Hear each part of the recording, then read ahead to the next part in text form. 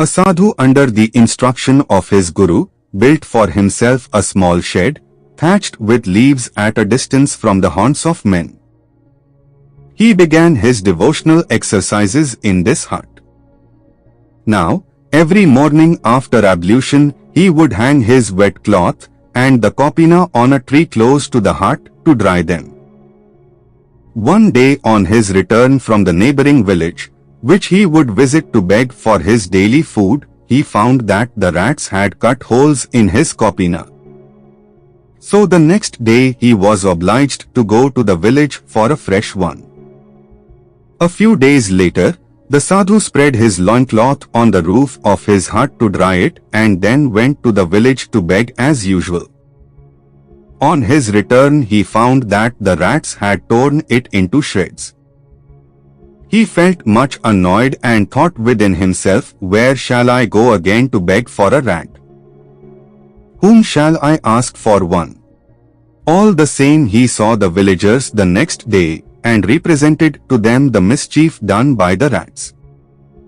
Having heard all he had to say, the villagers said, "Who will keep you supplied with cloth every day? Just do one thing, keep a cat, it will keep away the rats." The sadhu forthwith secured a kitten in the village and carried it to his hut.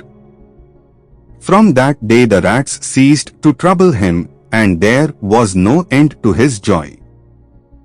The sadhu now began to tend the useful little creature with great care and feed it on the milk begged from the village. After some days, a villager said to him, "Sadhuji, you require milk every day. You can supply your want for a few days at most by begging. Who will supply you with milk all the year round? Just do one thing, keep a cow. You can satisfy your own creature comforts by drinking its milk, and you can also give some to your cat." In a few days the sadhu procured a milch cow and had no occasion to beg for milk any more.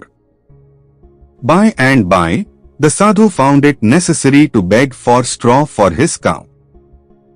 He had to visit the neighboring villages for the purpose, but the villagers said, "There are lots of uncultivated lands close to your hut.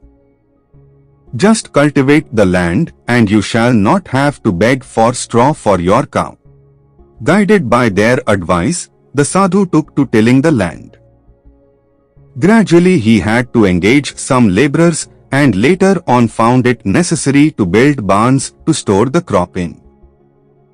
Thus he became, in course of time, a sort of landlord. And at last he had to take a wife to look after his big household. He now passed his days just like a busy householder.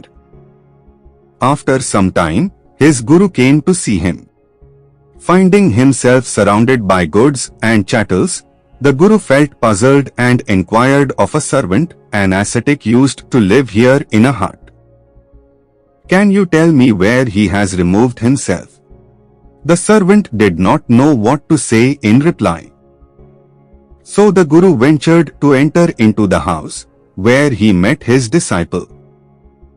The guru said to him, "My son, what is all this?" The disciple, in great shame, fell at the feet of his guru and said, "My lord, all for a single piece of loincloth.